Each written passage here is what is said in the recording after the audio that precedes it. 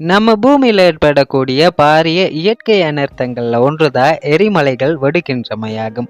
எரிமலைகள் என்பது நம்ம பூமியை சுற்றி ஏற்படக்கூடிய அகவிசை செயற்பாடுகள் மற்றும் கண்ட தகடுகள் அசைதல் போன்ற காரணமாக நம்ம பூமியோட மைய பகுதியில் இருக்கக்கூடிய லாவா குழம்பானது பூமியின் மேற்பரப்பில் காணப்படக்கூடிய நெய்தலான பகுதிகளூடாக வெடித்து சிதறும் ஒரு செயற்பாடாகும்.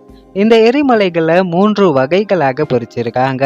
அதாவது அவிந்த எரிமலை, உறங்கும் எரிமலை, சீரும் எரிமலை என 3 வகையாக பிரிச்சிருக்காங்க.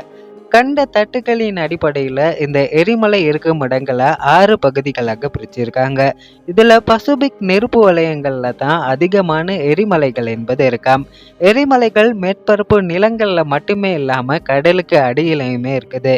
உலகின் மிகப்பெரிய எரிமலையானது பசிபிக் பெருங்கடல் பகுதியில் இருக்கக்கூடிய ஹவாய் தீவுகள்ல தான் இருக்கு.